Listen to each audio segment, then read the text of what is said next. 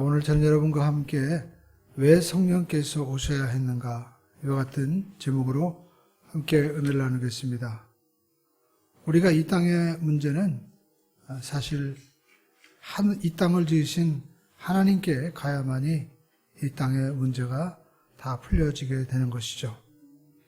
우리 예수님께서 이 땅에 죄악에 찬 인류를 구원하기 위해서 하늘의 보좌를 버리고 이 땅에 육신의 몸을 입고 오셨습니다. 그리고 십자가에서 우리의 모든 죄의 대가인 죽음을 대신하시고 부활하시고 승천하셨습니다. 근데 여러분, 이 사건은 2000년 전에 일어난 사건이기 때문에 여기에 우리의 한계가 있는 것입니다. 이 2000년의 시간과 공간이 연결되어야 되는 것이죠. 이 시간과 공간을 연결해 주는 분이 바로 성령님이신 것입니다. 요즘에 보면 자동차에 다 내비게이션이 있죠. 아무리 좋은 내비게이션이라 할지라도 전파가 내비게이션에 연결돼야만이 내비게이션이 여러분 작동되는 것처럼 내비게이션이 얼마나 좋습니까?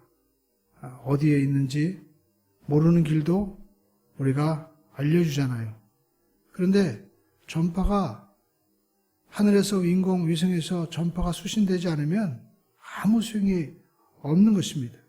아무리 좋아도 소용이 없는 거예요.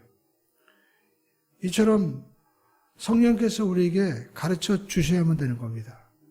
예수님 당시에도 예수님께서 이렇게 죽으시고 부활하셔서 승천하셔서 특별히 저희들에게 부활하신 몸을 보여주시고 도마에게는 막 만져보라고 하시고 엠마오로 가는 두 제자들에게 그리고 함께 모여있는 제자들에게 또 마리아에게 예수님께서 보여주셨지만 그들은 다시 갈릴리 디베라 바닷가로 고기 잡으러 간다고 가버렸어요.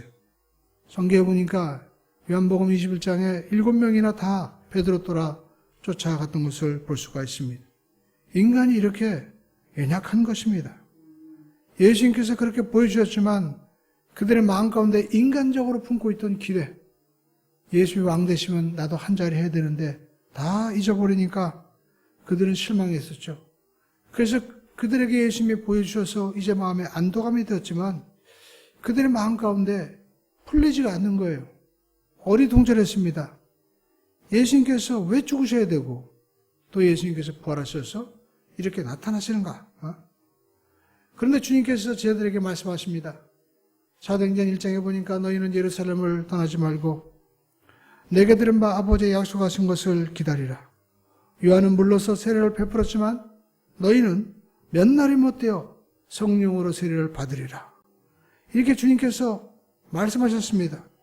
그래서 그들이 우리가 사도행전 2장에 보니까 120명의 성도들이 승천을 보고 난 다음에 마가다락방에 모여서 이 베들레헴 이 후미진 마가다락방에 모여서 120명의 성도들이 성경에 보니까 마음을 같이하여 오로지 기도에 힘쓰니라.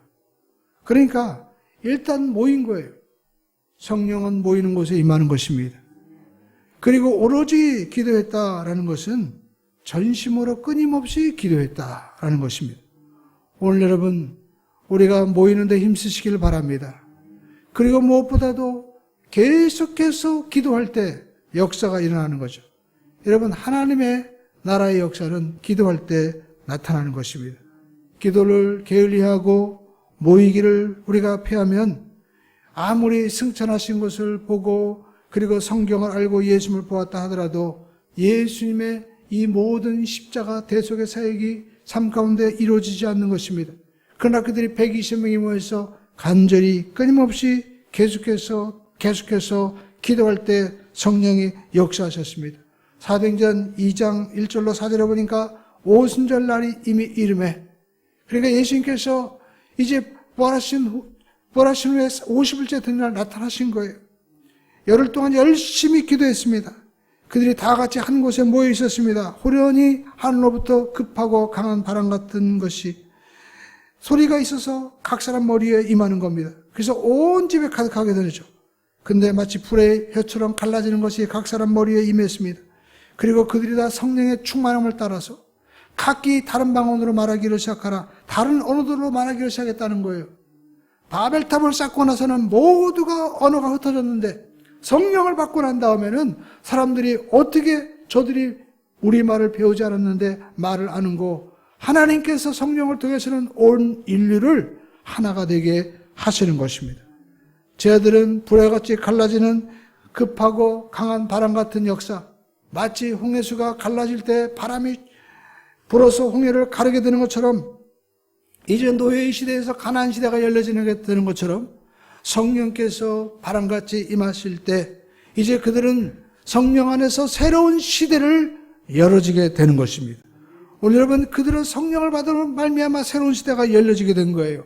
저와 여러분의 삶 가운데도 이처럼 성령이 임하면, 성령의 바람이 불면 인생의 새로운 시대가 열려지게 되는 것입니다. 그래서 첫 번째, 그들은 예수님의 십자가 사건을 알게 되었다라는 것입니다. 예수님은 쟤들에게 십자가에 못 박혀 죽으시겠다, 그리고 승천하시겠다, 다 부활하시겠다 말씀해 주셨지만 그들은 보고도 도대체 무슨 뜻인지 알지 못했습니다. 인간의 이성으로 해석이 안 되는 거예요. 지금도 마찬가지입니다. 성령이 역사하지 않고 아무리 우리가 지성적으로 철학적으로 성령을 보고 이해하려고 해도 여러분, 예수님을 우리가 알 수가 없는 것입니다. 메시아가 왜 죽었는가? 메시아가 왜 무덤에 들어가서 저렇게 처참하게 표현을 죽고 장사 지냈는가? 이유를 알 수가 없었습니다. 혼돈에 빠진 것입니다. 그러니까 가서 그냥 물고기 잡으러 가자, 다 돌아가 버리고 말았죠. 여러분, 창세기 1장에 보니까 땅이 혼돈하고 또 흑암이 깊음 위에 있고 또 공허하다고 말씀하는 것처럼 그들의 마음 가운데는 정말 흑암과 공허와 절망이 가득했던 것입니다. 그러나 성령이 운행하시자 놀라운 일이 일어난 것입니다. 그들의 마음 가운데 혼돈과 절망 가운데 빛이 비치기 시작한 겁니다. 성령께서 빛을 비춰주셔서 이제 예수님이 누구신지, 그 예수님께서 하신 이 십자가 사건이 무엇인지 알려주신 것입니다. 예수님께서 십자가에 죽으신 것은 우연한 사건이 아니고, 예수님께서 힘이 없어서 로마 군병에 잡혀서 그냥 죽으신 그런 사건이 아니라는 것입니다. 예수님이 십자가에 죽으심은 바로 만세전에 하나님께서 계획하신 것이고, 인류의 구원을 위해서 하나님께서 친히 계획하시고, 그리고 그것을 이루어 주신 것이라고 성령께서 그들의 마음 가운데 깨닫게 하신 것입니다. 그래서 사도행전 2장 21절로 24절에 보니까 마가다라 방에서 성령의 충만함을 받은 베드로가 사람들에게 설교를 합니다. 이스라엘 사람들아, 이 말을 들으라. 너희도 아는 바와 같이 하나님께서 나사렛 예수로 큰 권능과 기사와 표적을 너희 가운데서 베푸사 너희 앞에서 그를 증언하셨느니라. 하나님께서 나사렛 예수로 하여금 하나님이심을, 예수 그리스도가 메시아임을 기적을 통해서 보여주셨다는 것입니다. 그러면서 뭐라고 말씀하고 있습니까? 그가 하나님께서 정하신 뜻과 미리 아신 대로 내어준 바 되었거늘 너희가 법 없는 자들의 손을 빌려 못 박아 죽였으나 하나님께서 그를 사망의 고통에서 풀어 살리셨으니 이는 그가 사망에 매여 있을 수 없었음이니라 라고 말씀하고 있습니다. 그렇습니다. 베드로가 성령을 받자 깨달은 것은 하나님께서 예수 그리스도를 통하여 기적과 이적을 행하심으로 말미암아 바로 메시아임을 증거하시고, 그리고 예수님께서 십자가에 못 박혀 죽으신 것은 이것은 하나님의 계획이었다. 창세기 3장 15절과 수많은 예언의 말씀이 이루어진 그러한 하나님의 언약의 성취라는 것을 그들은 깨닫게 된 것이죠. 그리고 십자가에 죽으신 것은 힘이 없어서 죽으신 것이 아니라 하나님의 섭리 가운데 십자가에 못 박혀 죽으시고 피를 흘려서 그리고 부활하신 것은 하나님의 계획이었고 섭리였다라는 것입니다. 우연이 아니라는 것입니다. 힘이 없어서 죽은 것이 아니라는 것이죠. 그래서 베드로는, 예수님의 제자들은 성령을 통하여 이 사실을 깨닫게 된 것입니다. 그리고 그 사건은 무엇보다도 나를 위한 것이라는 겁니다. 나를 위한 대속의 은총이다.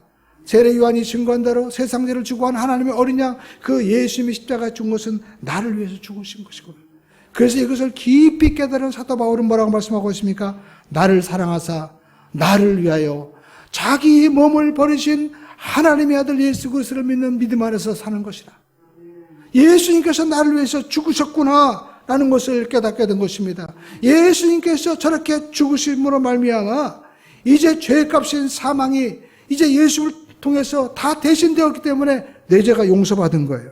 예수님께서 채찍에 맞으심으로 이사야서 53장에 이사야가 예언한 대로 나는 질병에서 고침을 받은 것이고, 예수님께서 피를 흘려 죽으신 것은 이스라엘 백성들이 애굽에서 나올 때 그 어린 양의 피를 문설주에 다 발라가지고 그 피를 볼 때 하나님의 천사가 그 집은 넘어가고 피가 없는 집은 모두가 죽는 것처럼 예수 그리스도의 보혈의 피가 바로 우리를 사망에서 건져주시는 은혜구나 라는 것을 그들은 깨닫게 된 것입니다.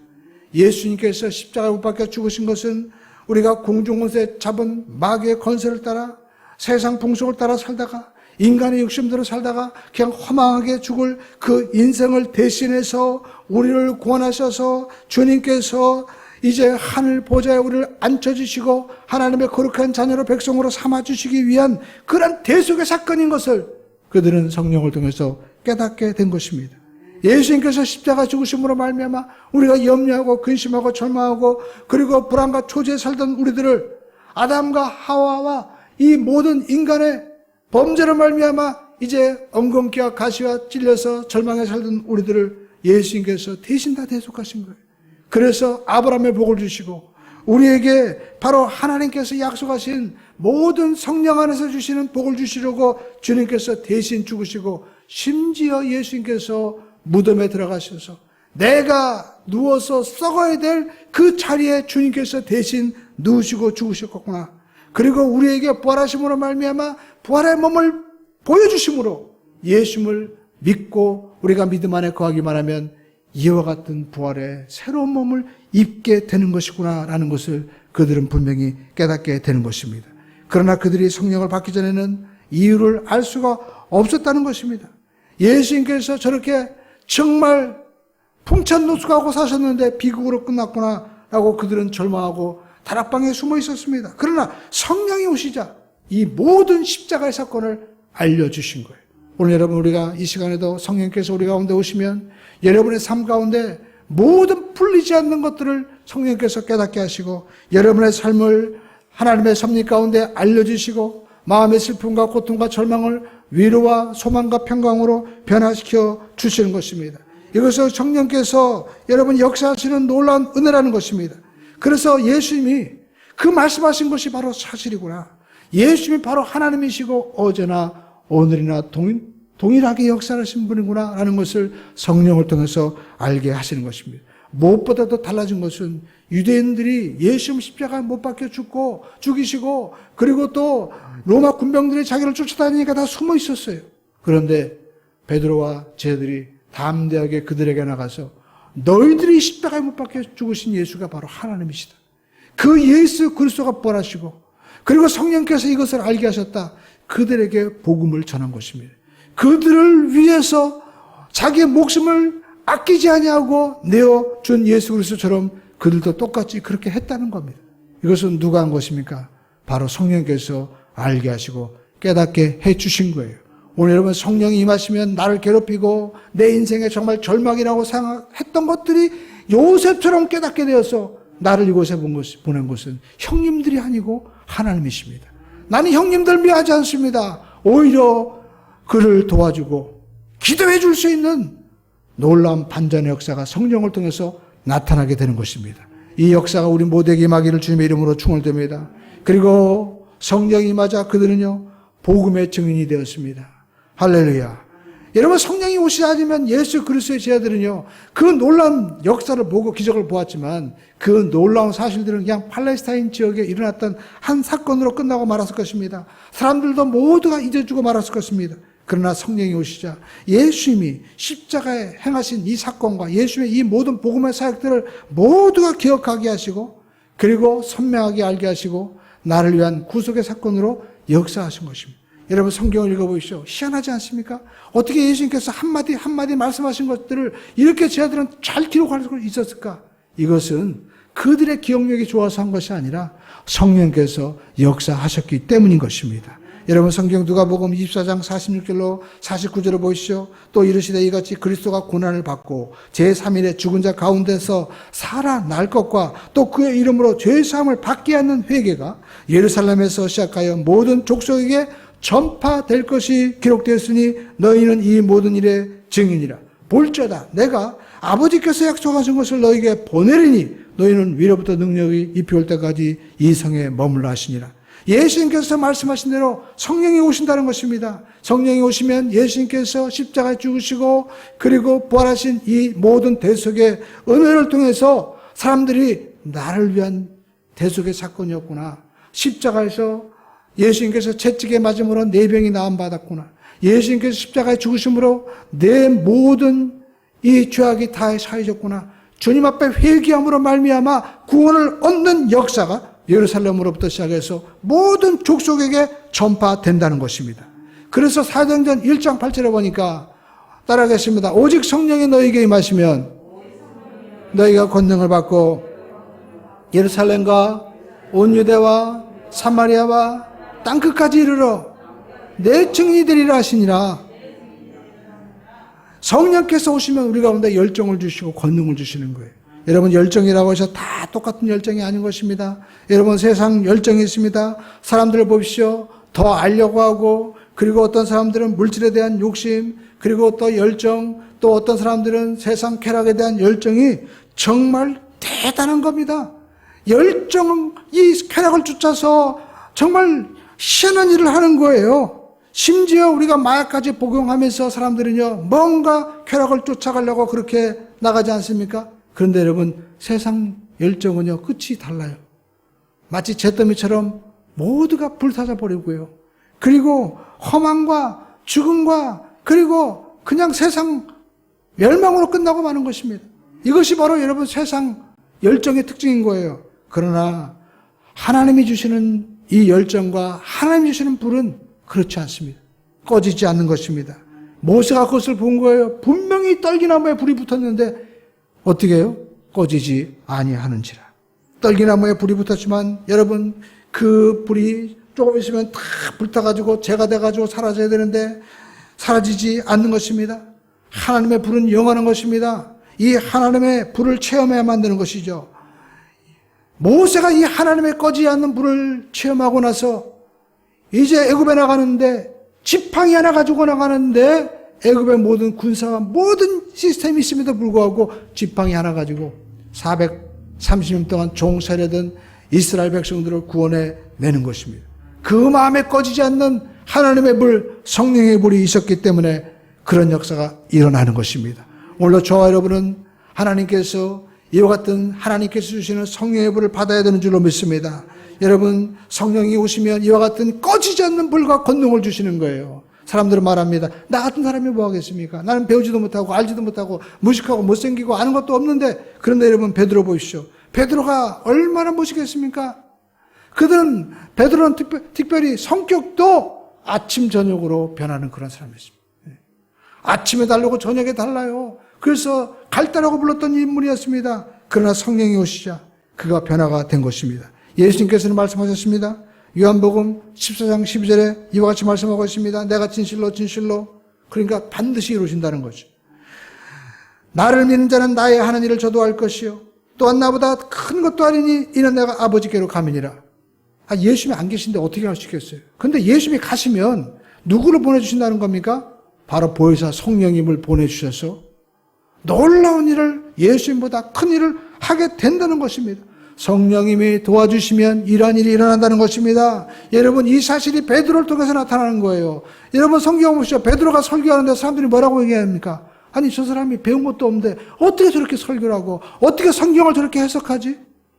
어떻게 저렇게 리더십이 있을까? 베드로가 설교하자 3,000명이 돌아왔다고 성경은 말씀하고 있습니다. 심지어는 베드로가 지나가는데 그의 그림자만 밟아도 병이 나았던 것을 볼 수가 있습니다. 그렇습니다. 여러분 성령이 오시면 이와 같은 역사가 나타나게 되는 것입니다. 여러분 성령께서 여러분에게 능력을 주시면 여러분의 삶 가운데 나는 배운 것도 없고 나는 아는 것도 없고 내가 경험해 보지 못했는데 어떻게 할 수 있을까요? 성령님이 인도해 주시고 여러분 성령께서 은사를 주셔서 하나님의 거룩한 뜻을 이루게 하시는 줄로 믿습니다. 어떤 분은 그래요. 나는 성격이 나빠요. 나도 내 자신이 싫어요. 그러나 성령이 오시면 성령께서 역사하셔서 우리의 인격과 삶을 바꾸게 해 주신다는 것입니다. 여러분 성경에 보니까 대표적인 세 가지 역사가 있습니다. 천지를 창조하시니라. 하나님께서 창조하신 이 놀라운 것은 어떻게 설명할 수가 없는 거예요. 우리는 지금 이런 만왕강을 만들어가지고 하나님이 만드신 우주 세계가 어딘지도 모르고, 이야, 저렇게 크고 저렇게 광대한가? 그러면서 우리는 놀라는데, 하나님이 모든 것들을 창조해 주신 역사, 하나님이 행하신 기적인 것입니다. 그리고 여러분, 두 번째 기적이 뭡니까? 바로 예수님께서 동정녀 마리아를 통해서 잉태하신 거예요.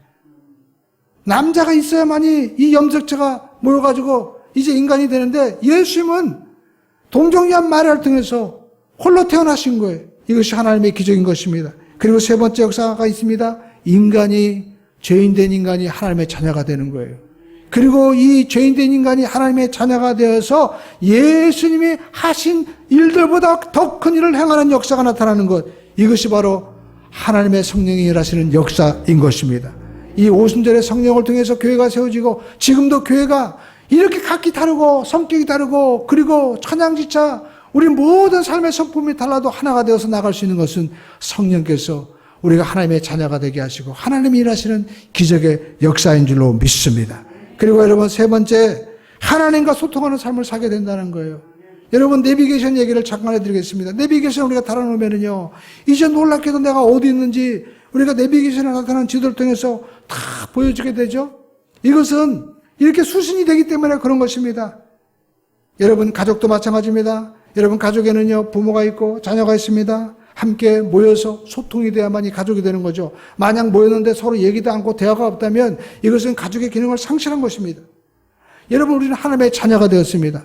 성경 요한복음 1장 12절에 보니까 이와 같이 말씀하고 있습니다. 영접하는 자, 영접이 뭡니까? 환영하는 거예요. 그분이 오셔서 내 삶의 주인이 되는 것입니다. 그래서 영접하는 자, 곧 그 이름을, 예수의 이름을 믿는 자들에게는 하나님의 자녀가 되는 권세를 주셨으니, 이것은 혈통으로나 육정으로나 사람의 뜻으로 난 것이 아니라는 거예요. 그러니까 여러분, 이것은 인간의 힘으로 되는 것이 아니라 성령이 역사하시는 것입니다.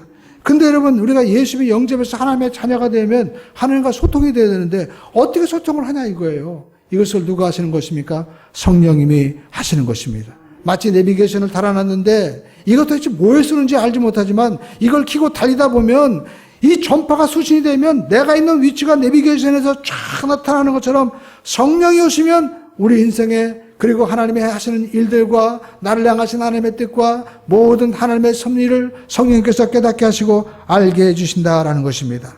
여러분, 성령님은 바로 지정의를 가지고 계신 바로 하나님이신 것입니다. 고린도전서 2장 10절에 보십시오. 오직 하나님의 성령으로 이것을 우리에게 보이셨으니, 성령으로 통해 보이신다는 거예요. 성령은 모든 것, 곧 하나님의 깊은 것이라도 통달하시느니라. 성령님이 오시면 우리 삶 가운데 깊은 게 있다는 거예요. 여러분, 우리가 알고 있는 것이 다가 아닙니다.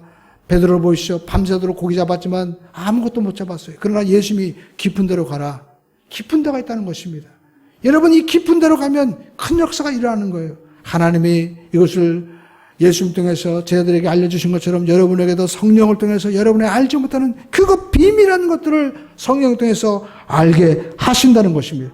그러면 모든 문제가 해결되는 거예요. 내가 염려할 필요가 없는 것입니다. 그리고 여러분, 성령을 보시죠. 성령은 이와 같이 말씀하고 있습니다. 성령께서 바로 감정을 가지고 계신다는 거예요. 에베소서 4장 30절에 하나님의 성령을 근심하게 하지 말라. 할렐루야. 우리 한번 다시 성령님을 근심하게 하지 맙시다. 성경 에베소 4장 30절을 보니까, 야, 이 성령님이 근심하는구나, 이걸 알게 되는 거예요. 그 안에서 너희가 구속의 날까지 인치심을 받았느니라. 우리가 보면 내비게이션을 우리가 요즘에 달아놓는데, 여러분, 요즘에 이 썬팅을 하잖아요. 열차단 썬팅을 하는데 이게 금속성이 있어가지고 내비게이션이 여러분 수신이 잘 안 되는 경우가 있다는 거예요. 그래서 따로 이제 수신기를 달게 되는데, 이처럼 우리가 하나님의 성령이 역사에도요, 우리가 썬팅을 쫙 죄로 말미암아, 불순종으로 말미암아 덮어버리면 우리는 볼 때 죄악으로 보이니까 더 재밌어 보이고, 그리고 잘 보이는 것 같고 좋은 것 같지만 하나님의 성령이 역사할 수 없는 거예요. 그래서 성령님이 근심하는 것입니다. 그래서 성령님이 역사하시도록 내 생각과 내 뜻을 버려야만 되는 것입니다. 여러분, 성령이 하시는 대로 우리가 해야만이 하나님의 역사가 나타나게 되는 것입니다. 성령님이 우리를 도와주시고 또 우리를 역사하시는 주권자가 되시는 것입니다. 성령님은 의지를 가지고 계십니다. 고린도전서 12장 11절에 보니까 이 모든 일은 한 성령이 행하사 그 뜻대로 각 사람에게 나누어 주시니라. 성령님이 우리에게 지혜와 지식과 영분별과 그리고 믿음과 능력 행함과 기적 행함과 또 성령의 은사, 사랑과 희락과 화평과 자비형성과 충성, 온유, 절적, 오래 참음의 은사를 누가 주시는 거예요? 성령님이 주신다라는 것입니다. 성령께서 교회의 주인이 되어 주셔서 안디옥 교회에 바나바, 바울을 따로 세우라 하신 것처럼 성령께서 이끌어 가신다는 거예요. 여러분, 성령님은 보혜사, 우리가 헬라어로 보면 알레스 파라클레토스라는 말이 있는데, 파라라는 말은 옆에라는 말이에요. 옆에서 도와준다는 거예요. 옆에서 어떻게 도와줍니까? 마치 도우미처럼 지식도 주고 지혜도 주고 명철도 주고 또 변호사처럼 우리가 잘못했을 때 우리가 길을 열어주는 그런 분이다라는 것입니다. 근데 그분이 지금 어디에 계세요? 그와 같이 우리를 버려주지 않고 우리 안에 계신다는 거예요. 우리 안에 계신다는 겁니다. 그래서 우리는 고아가 아니라는 거예요. 여러분, 고아는요 특징이 있습니다. 제가 군대에서 이제 교회에서 군정병으로 목회를 하는데 지금도 잊어버리잖아요. 변정식 병장이라고 와가지고 저한테 상담을 많이 합니다. 그런데 꼭 올 때 손을 꽉 잡아요. 아이, 그래서 왜 이렇게 손을 잡나? 커피 한 잔 드세요. 그러면서 이제 자연스럽게 손을 놓고 그렇게 이제 얘기를 하는데 그런 얘기더라고요. 사실 자기는 군대 안 와도 된대. 그래서 제가 왜 왔냐? 그랬더니 자기가 군대 온 이유는 내가 고하기 때문에 형제가 없어가지고 내가 형제 같은 친구를 사귀러 왔다는 거예요. 그래가지고 쫙 손을 봤는데 일반 사람들 손이 아니에요. 안 놀라고 하는 거예요. 그래서 그 심정을 아는 거예요. 참 이 고아는 마음 가운데 의지할 데가 없으니까 이렇게 붙잡으려고 하는구나. 여러분, 우리가 고아된 삶을 살면요 세상에서 자꾸만 붙잡으려고 하는 겁니다. 물질이 없으면 못 살 것 같고 사람이 없으면 못 살 것 같고 그리고 또 우리가 권세가 없으면 못 잡을 것 같고 자꾸만 붙잡으려고 하는 거예요. 근데 여러분, 우리는 하나님의 손을 붙잡아야 되는 줄로 믿습니다.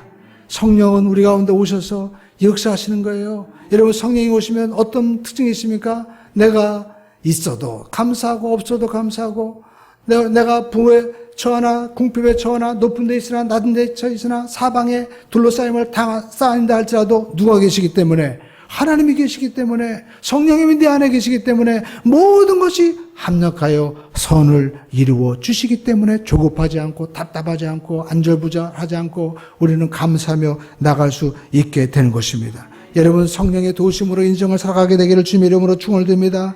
요한복음 14장 20절에 예수님께서 말씀하셨습니다. 그 날에는 내가 아버지 안에 너희가 내 안에 내가 너희 안에 있는 것을 너희가 알리라. 여러분, 어떻게 이렇게 알게 된다는 겁니까? 성령님이 오시면 예수님이 지금 내 안에 계시구나. 성령님이 오셔서 나를 가르쳐 주시는구나. 하나님의 뜻이 이런 것이구나. 이렇게 알게 된다는 거예요. 그래서 사도 바울이 고린도 교회 축도할 때 우리가 늘 하는 말씀이 있죠. 성령의 교통하심과 그리고 또 성령의 충만하심이 너희 무리와 함께 있을지어다.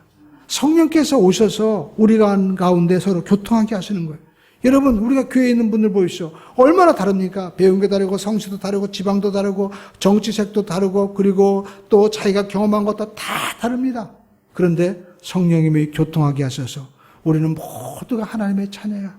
마치 산이 있고 골짜기 있고 바다가 있고 그리고 또 큰 바위가 있고 나무가 있고 그리고 물고기도 여러 가지 모든 종류가 있지만 이 모든 것들이 하나님 안에서 하나가 되는 것처럼 성령이 오시면 모든 것들이 하나가 되고 합력하여 선을 이루어주시고 모든 것들이 기쁨으로 변화시켜 주시는 귀한 역사를 성령의 교통함을 통해서 이루어 주시는 것입니다. 그래서 성령님은 교회 주인이시고 세상의 주인이시고 또 사울처럼 성령이 임할 때 정말 큰 일을 했지만 성령이 떠나가자 아무것도 할 수 없던 것처럼 이 시대에도 하나님이 성령을 주셔야만이 지도자들이 하나님의 성령을 주셔야만이 우리 모든 사람들이 여러분 하나님의 영광을 위해서 쓰임받을 수 있게 되는 것입니다.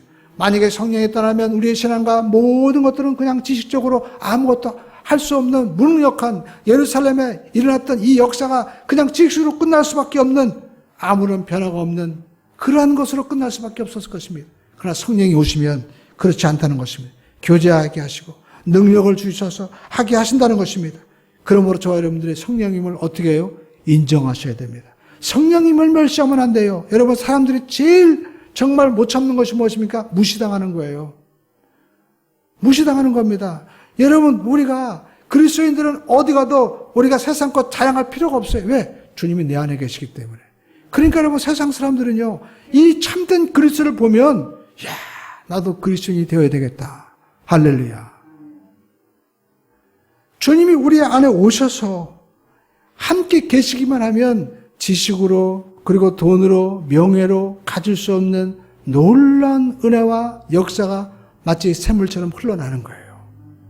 그것은 성령님을 인정할 때 성령께서 역사하시는 것입니다. 그래서 우리는 성령님을 우리가 모셔드려야 되고 인정해야 되는 것입니다. 성령님을 무시하면 안 되는 것입니다. 여러분, 성령님을 무시하면 성령님이 떠나가는 거예요.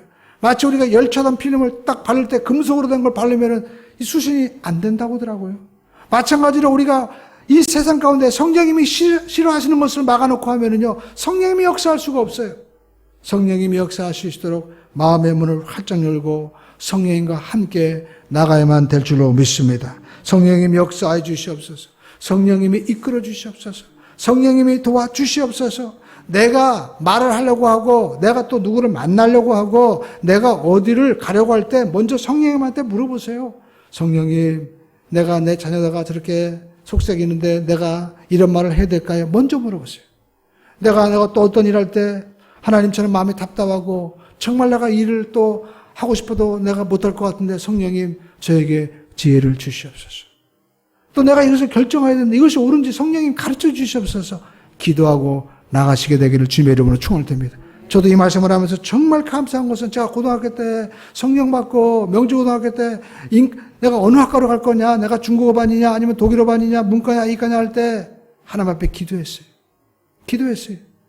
그때는 정말 지금 생각하면 아무것도 아닌 건데 그 기도함으로 하면 성령님이 이끌어 주신 거예요. 오늘 여러분, 우리가 성령님을 이끌어 주시면 성령께서 기도하면 성령님이 우리를 이끌어 주시고 인도해 주시고 보호해 주시고 그리고 채워 주시고 성령께서 모든 것이 합력하여 선을 이루어 주시는 역사가 나타나게 될 줄로 믿습니다. 여러분, 요한복음 21장을 보십시오. 베드로가 밤새도록 금을 던졌습니다. 그건 아무것도 없었어요. 빈 그물이었습니다. 이게 인생인 겁니다. 우리가 열심히 노력하고 우리가 열심히 추구하지만 나중에 야, 인생이 아무것도 아니야. 이게 여러분 우리의 하나님이 없이 사는 인생의 모습이라는 겁니다. 근데 예수님께서 나타나셔서 뭐라고 말씀하십니까? 야, 너 물고기 있느냐? 너희들 잘 있어? 라고 물어보는 거예요. 오늘 여러분, 예수님께서 여러분에게 물어보시는 겁니다. 너희들 살만하냐? 너희들 괜찮아? 너희들 어떻게? 좀 몸이 아픈 데 없냐? 물어보시는 거예요. 그러면서 주님께서 뭐라고 말씀하십니까? 베드로야, 깊은 데로 가서 그물 내려라. 예수님께서 말씀하신 대로 그들이 깊은 곳에 그물 내렸더니 세상의 성경에 뭐라고 말씀하십니까? 그물이 찢어지는지라. 하도 놀라가지고 요한은요, 몇 마리 잡았는지 153마리를 셌다고 하잖아요. 여러분, 모나미 볼펜이 바로 153이 바로 153마리 표시라고 하는 것 아닙니까? 그러니까 여러분, 이것은 뭘 얘기합니까? 예수님께서 말씀하신 대로 살면 기적이 일어난다는 거예요. 예수님께서 말씀하신 대로 살면 허망한 인생이 아니라 영생의 역사가 있고 모든 것이 합력하여 선을 이루어주시고 마음에 기쁨이 있고 나눠주고 베풀어주는 기적의 역사가 일어나게 된다는 것입니다. 여러분, 성령의 역사로 교회가 세워지고 그리고 성령의 역사로 말미암아 지금도 우리와 함께 하시고 우리를 이끌어 가시는 것입니다. 그러므로 저와 여러분들이 성령님과 함께 동행하심으로 말미암아 하나님의 역사를 이루고 그리고 승리하시는 복된 삶이 되기를 주님의 이름으로 축원을 드립니다.